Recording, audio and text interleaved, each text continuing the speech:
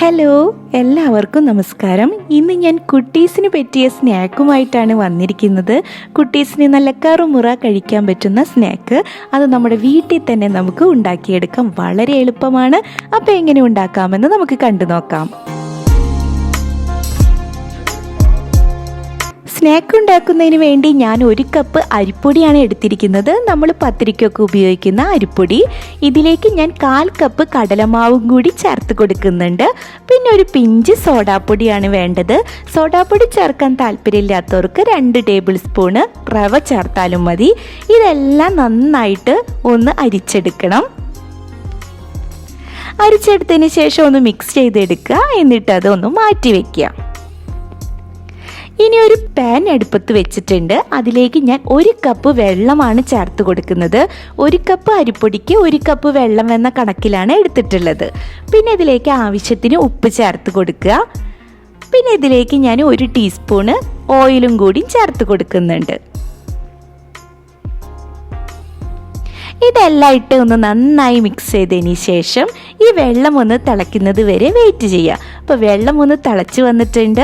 ഇതൊന്ന് മിക്സ് ചെയ്തതിന് ശേഷം നമുക്ക് എടുത്തു വെച്ചിരിക്കുന്ന പൊടികൾ ചേർത്ത് കൊടുക്കുക. അപ്പോൾ നേരത്തെ നമ്മൾ അരിച്ചു വെച്ച പൊടിയാണ്. ഇത് ഞാൻ കുറേശ്ശെയായിട്ടാണ് ഇട്ടിട്ട് ചേർത്ത് കൊടുക്കുന്നത്. നമ്മൾ പൊടികൾ ഒന്ന് വാട്ടിയെടുക്കുകയാണ് ചെയ്യുന്നത്. നമ്മൾ പത്തിരിക്കൊക്കെ ഉപയോഗിക്കുമ്പോൾ വാട്ടിയെടുക്കില്ലേ, അതുപോലെ വാട്ടിയെടുക്കുക. അപ്പോൾ നിങ്ങൾ ഉപയോഗിക്കുന്ന അരിപ്പൊടിയുടെ അളവിനനുസരിച്ച് വെള്ളത്തിൻ്റെ അളവ് നിങ്ങൾക്ക് ചിലപ്പോൾ 1/4 കപ്പും കൂടി ആവശ്യമായി വരും. എനിക്കിപ്പോൾ 1 കപ്പ് കൊണ്ട് കറക്റ്റായിട്ട് വന്നിട്ടുണ്ട്. നല്ലതുപോലെ പൊടിയൊന്ന് വാട്ടിയെടുത്തു. കണ്ടോ, നമ്മുടെ പൊടി ഈ ഒരു കൺസിസ്റ്റൻസിയിലാണ് ആയിക്കിട്ടിയിരിക്കുന്നത്. അപ്പോൾ പൊടി ഇതുപോലെ ആയിട്ടില്ലെങ്കിൽ, നിങ്ങൾക്ക് വെള്ളത്തിൻ്റെ അംശം കുറവുണ്ടെങ്കിൽ നിങ്ങൾക്ക് ഒരു 1/4 കപ്പ് ചുടുവെള്ളം എക്സ്ട്രാ ചേർത്ത് ഇതുപോലെ വാട്ടിയെടുക്കുക. ഇപ്പോൾ ഞാൻ തീയൊക്കെ ഓഫാക്കിയിട്ടുണ്ട്. ഒരു 5 മിനിറ്റ് റെസ്റ്റ് ചെയ്യാൻ വെച്ചിട്ടുണ്ട്. ഇത് മതി. ഇനി ഇത് ഞാനൊരു പാത്രത്തിലേക്ക് മാറ്റുകയാണ്.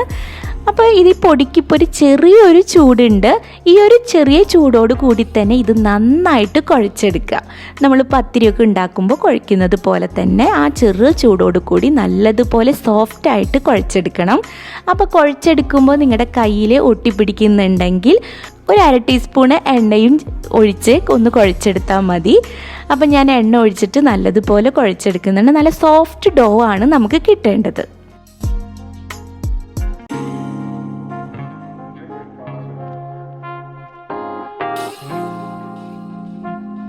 അപ്പം നല്ല സോഫ്റ്റ് ഡോ ആയി കിട്ടിയിട്ടുണ്ട്. ഈ ഒരു പരുവത്തിലാണ് നമുക്ക് ഡോ ആയി കിട്ടേണ്ടത്.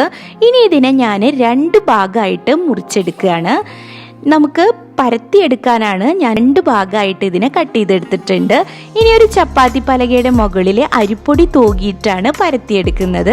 ഒട്ടിപ്പിടിക്കാതിരിക്കാനാണ് അരിപ്പൊടി തൂകി കൊടുത്തിട്ട് പരത്തി കൊടുക്കുന്നത്. അപ്പോൾ പരത്തുമ്പോൾ പ്രത്യേകിച്ച് ഷേപ്പിൻ്റെ ആവശ്യമൊന്നുമില്ല. ഒരുപാട് തിന്നാവരുത്, അതുപോലെ തന്നെ ഒരുപാട് കട്ടിയാവാത്ത രീതിയിൽ പരത്തിയെടുക്കണം. ഇതിന് ഷേപ്പൊന്നും കിട്ടിയില്ലെങ്കിലും കുഴപ്പമില്ല, നമ്മളിത് മുറിച്ചിട്ടാണ് എടുക്കുന്നത്. അപ്പം ഞാൻ ഇതുപോലെ പരത്തി എടുത്തിട്ടുണ്ട്. ഇനി ഇതുപോലത്തെ പിസ്സ കട്ടറോ കുക്കിംഗ് കട്ടറോ അല്ലെങ്കിൽ കത്തിയോ ഉപയോഗിച്ച് ഇതിന് ഷേപ്പാക്കി എടുക്കുക.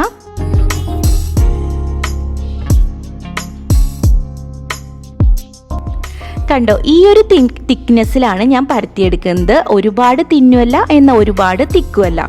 ഇനി നിങ്ങളുടെ ഇഷ്ടത്തിനനുസരിച്ച് ഷേപ്പിൽ നിങ്ങൾക്ക് ഇതിനെ കട്ട് ചെയ്തെടുക്കാം. ഞാനിപ്പോൾ ഇവിടെ സ്ക്വയർ ആയിട്ടാണ് കട്ട് ചെയ്യുന്നത്.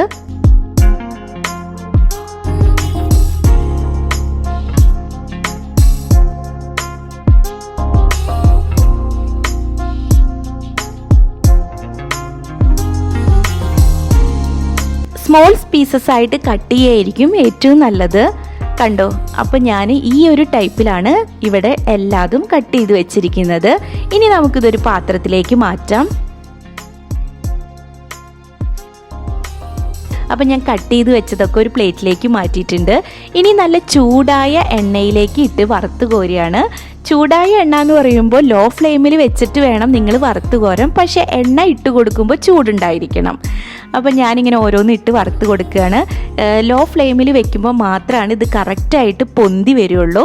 അപ്പോൾ മാത്രമാണ് നല്ല ക്രിസ്പോട് കൂടിയുള്ള ചിപ്സ് നമുക്ക് റെഡിയായി കിട്ടുള്ളൂ. അപ്പോൾ ആദ്യത്തെ ബാച്ച് എൻ്റെ വറുത്തെടുത്തിട്ടുണ്ട്. കണ്ടോ, ഈ ഒരു പരുവത്തിൽ വറുത്ത് കോരിയെടുക്കുക.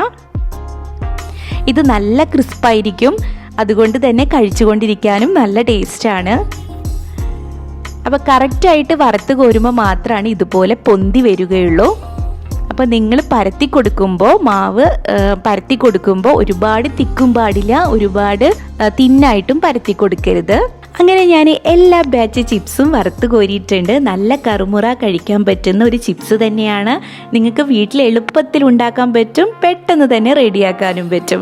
അപ്പോൾ നമ്മുടെ ചിപ്സൊക്കെ ഞാൻ വറുത്തെടുത്തിട്ടുണ്ട്. കണ്ടോ, നമ്മുടെ ചിപ്സ് നല്ല തകർച്ചയോട് കൂടി നല്ല പൊങ്ങി വന്ന് നല്ല ക്രിസ്പിനെസ്സോട് കൂടിയുള്ള ചിപ്സാണ്. ഇനി ഈ ചിപ്സിലേക്ക് ഞാൻ മസാല ചേർത്ത് കൊടുക്കുകയാണ്. അപ്പോൾ അതിന് വേണ്ടി ഞാൻ പാപ്രിക്ക പൗഡറാണ് ഉപയോഗിക്കുന്നത്. പിന്നെ ഞാൻ ചാട്ട് മസാലയും കൂടി ഇട്ട് കൊടുക്കുന്നുണ്ട്. പിന്നെ ഒരു കളറ് കിട്ടാൻ വേണ്ടി കുറച്ച് മുളക് പൊടിയും ചേർത്ത് കൊടുക്കുന്നുണ്ട്.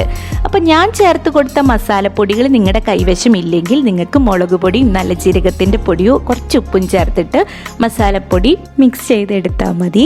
പാപ്രിക്ക പൗഡറിന് പകരം ഇപ്പോൾ പെരി പെരി മസാല എന്ന് പറഞ്ഞിട്ട് മാർക്കറ്റിലൊക്കെ വാങ്ങാൻ കിട്ടും.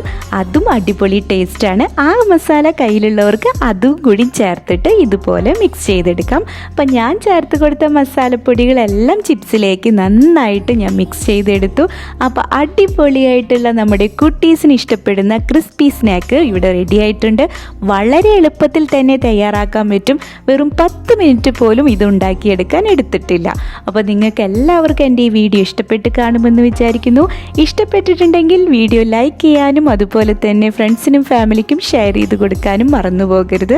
നിങ്ങളുടെ വിലയേറിയ അഭിപ്രായം കമൻറ്റായിട്ട് രേഖപ്പെടുത്താനും മറന്നു പോകരുത്. അപ്പോൾ വീണ്ടും ഇതുപോലെയുള്ള പുതുപുത്തൻ വീഡിയോസായിട്ട് ഞാൻ ഉടനെ വരാം. അതുവരേക്കും ബൈ.